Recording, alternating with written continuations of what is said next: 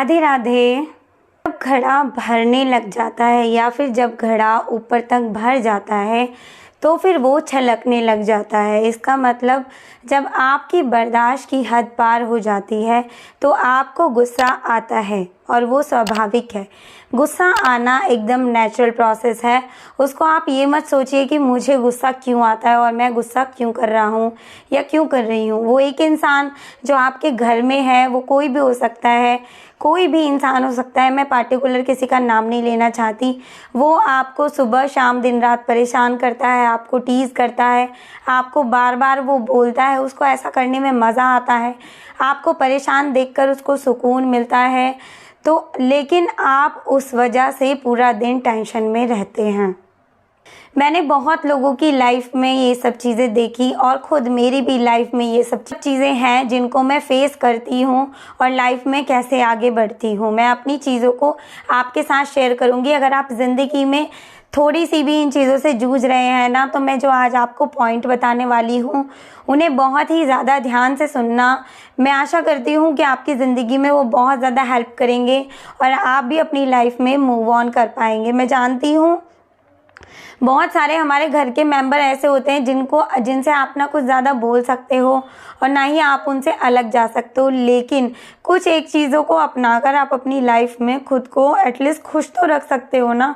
तो मेरा सबसे पहला पॉइंट आप ध्यान से सुनिएगा कि आपके पास अगर कोई भी एक ख़ास इंसान है ना, वो आपका हस्बैंड हो सकता है, वाइफ हो सकती है, आपका कोई फ्रेंड हो सकता है, आपकी मम्मी हो सकती है, पापा हो सकता है, आपकी बहन, कोई भी आपका एक ख़ास इंसान है ना, तो आप उससे अपने दिल की बात शेयर करने में बिल्कुल भी मत घबराइए।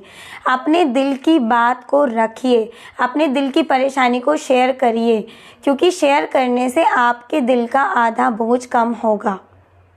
मैं सच कह रही हूँ, क्योंकि मैं अपनी डेली लाइफ में इस चीज़ को अपनाती हूँ और मैं जानती हूँ इस चीज़ को। जब आप अपने दिल की बात किसी से कहते हो तो आपका दिल हल्का होगा, आपके दिल का बोझ हल्का हो जाएगा और आप बहुत ही ज़्यादा 90% तो लाइट फील करने लग जाओगे।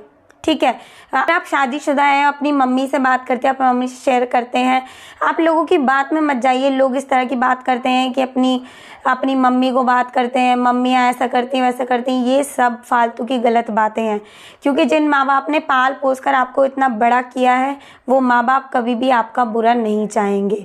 वो माँ बाप कभी भी अपनी शादीशुदा लड़की के साथ, लेकिन अपने बच्चे के साथ गलत देखकर उनका दिल ज़रूर दुखता है। तो आप अपने दिल की बात शेयर कर सकते हैं। अब दूसरा पॉइंट है इग्नोरेंस। अब आप कहेंगे कितना इग्नोर करें, क्योंकि कितना इग्नोर करें, वो तो बोलता ही रहेगा, वो तो परेशान आपको करता ही रहेगा। आप कितना इग्नोर करेंगे? आप जितना इग्नोर करेंगे उतना ही ज़्यादा वो आपको कहता रहेगा। लेकिन आप इग्नोर करिए पर ऑब्जर्व करिए। ठीक है, आपको दूसरे पॉइंट में करना है ऑब्जर्व कि वो क्या बोल रहा है, कैसे बोल रहा है। आपको थोड़ा सा इस चीज़ को ना इस तरफ मोड़ लेना कि लाइक ये आपके लिए देख लेना मजाक का पॉइंट बन जाएगा थोड़ी ही देर में। आप क्या करना, आप देखना उसके फेस एक्सप्रेशंस कैसे बन रहे हैं। वो जो भी इंसान है, आपसे जो भी बोल रहा है, उसके फेस को देखिए, वो कैसे कैसे एक्सप्रेशंस बनाकर बोल रहा है, किस तरीके से बोल रहा है, क्या बोल रहा है, ये ध्यान मत देना, बस एक्सप्रेशंस देना, ऑब्जर्व करना। जब आप ऑब्जर्व करोगे तो आपको अंदर से हंसी आएगी, और जब आपको हंसी आएगी तो आपको गुस्सा शांत हो जाएगा, आपको बहुत ज़्यादा गुस्सा करने का मन नहीं करेगा। ठीक है, हमारा तीसरा पॉइंट है रोना। रोना क्यों ज़रूरी है? अब बहुत सारे लोग कहते हैं क्यों रोते हो, क्यों परेशान होते हो। रोना बहुत ज़रूरी है, क्योंकि अगर आपके अंदर इमोशन स्टोर हो गए ना, तो वो आपके लिए आगे जाकर बहुत ज़्यादा डेंजरस हो सकते हैं। तो इसलिए अगर आपके अंदर कोई भी परेशानी है तो प्लीज़ रो लो, उस परेशानी को बाहर निकाल दो, उस परेशानी को बहुत ज़्यादा लंबे समय तक मत चलने दो। आप रो लोगे, आपके दिल का बोझ हल्का हो जाएगा, कम से कम 50-60% आपका दिल हल्का हो जाएगा और आपको वो भारीपन फील नहीं होगा। क्योंकि जब कोई हमारे साथ बुरा करता है, कहता है ना, तो हमें अपने दिल के अंदर थोड़ा हैवीनेस फील होती है। ऐसा लगता है जैसे कि कुछ हमारे अंदर रखा हो। वो क्या होता है? वो हमारे इमोशंस होते हैं। वो ऐसे इमोशंस होते हैं दुख के, घुटन के, परेशानी के, जो आपके अंदर कहीं ना कहीं फीड हो जाते हैं और वो आपको कोई बड़ी बीमारी भी दे सकते हैं। इसलिए रोना बहुत ज़रूरी है। अगर आपको ज़रा सी भी परेशानी हो रही है तो रो लो। ठीक है, अब चौथी चीज़ होती है कि आपको बार बार पास्ट की बातें याद आती हैं कि उसने मेरे साथ क्या किया था, उसने मेरे साथ ये किया, वो किया, वो किया। अभी तक भी वो कर रहा है, लेकिन पास्ट में भी उसने आपके साथ बुरा किया है, आपको वो सब चीज़ें बार बार याद आती हैं। ठीक है, तो इसका एक सॉल्यूशन है, वो देखो आपके दिमाग के विचार हैं, आप उनको रोक नहीं सकते, आप उनके साथ लड़ झगड़ नहीं सकते कि मत आओ मेरे अंदर, फाइट नहीं कर सकते आप उन चीज़ों के साथ। वो आएंगी आपके अंदर क्योंकि वो इमोशंस आपके अंदर स्टोर हैं, इसलिए वो चीज़ें आती हैं और आपको बार बार पुश करती हैं।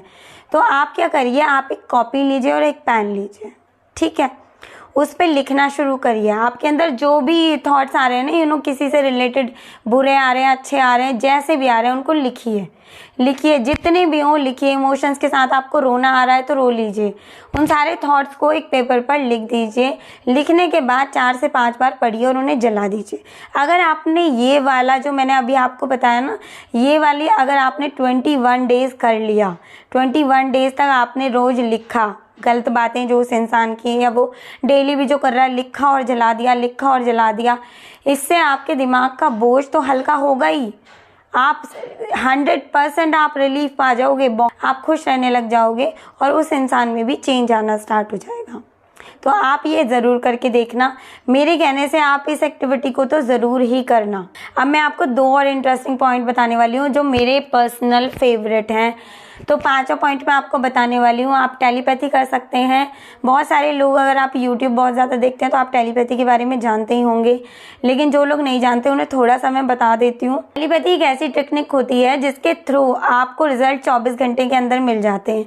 अगर आप टेलीपैथी किसी को सुधारने के लिए करना चाहते हो, यानी कि अगर आपके कोई घर में है, आपको बार बार परेशान कर रहा है, तो आप क्या कर सकते हो, टेलीपैथी कर सकते हो, जिससे उस इंसान के अंदर भी चेंज आएगा और आपकी ज़िंदगी भी बदलेगी और आपके अंदर भी चेंज आएगा। या अपनी ज़िंदगी में हैप्पीनेस को भी अट्रैक्ट कर सकते हो टेलीपैथी के थ्रू। अब टेलीपैथी करना कैसे है, ये मैं, अगर आप कमेंट करके मुझसे बोलेंगे तो मैं इसके ऊपर पूरी एक अलग वीडियो बना दूंगी। नहीं तो आप राम वर्मा सर को भी यूट्यूब पर देख सकते हैं, क्योंकि NLP वो ही इंडिया में पहले पर्सन है जो लेकर आए थे और उन्होंने इन सारी टेक्निक्स के बारे में बताया है। आप उनके चैनल पर जाकर बहुत सारी वीडियोज़ हैं, आप टेलीपैथी सीख सकते हैं और अच्छे से कर सकते हैं और अपनी लाइफ को भी चेंज कर सकते हैं। इसके बाद लास्ट और मेरा पर्सनल फेवरेट है जो मैं आपको बताती हूँ, आपको हंसी भी आएगी इस पॉइंट को सुनकर, कि आप क्या करें जब भी वो इंसान आपको कुछ बोलना शुरू करे या आपको कुछ उल्टा सीधा बोलता है या कहता है, तो आप क्या करें, अगर आपके पास ईयरपॉड्स है तो ईयरपॉड्स लगा लीजिए, अगर आपके पास लीड है तो लीड लगा लीजिए और बहुत ही प्यारा सा म्यूज़िक सुनना, अपनी प्यारी पसंद की वीडियो सुनना शुरू कर दीजिए। ठीक है, क्योंकि जब आप ध्यान देते हो तब तकलीफ़ होती है, जब आप ध्यान देते हो तो वो बातें आपके कान में से आपके दिल में जाती हैं, फिर आपको तकलीफ़ होती है ना, आप सुनोगे। तो अगर आपके पास ईयरपॉड्स हैं तो ईयरपॉड्स लगा लीजिए, नहीं तो लीड लगा लीजिए और अपना प्यारा सा फेवरेट सा गाने सुनना शुरू करिए, कोई वीडियो सुनना शुरू करिए, कोई पॉडकास्ट सुनना शुरू करिए। अच्छे अच्छे भगवान के भजन सुनना चाहते हैं तो भजन सुनिए, अच्छी अच्छी चीज़ें सुनिए, ध्यान ही मत दीजिए, क्योंकि अगर आप ध्यान देंगे तो वो शब्द आपके कान में पड़ते हैं, फिर आपके दिल में जाते हैं, दिमाग में जाते हैं और आपको टेंशन पैदा करते हैं।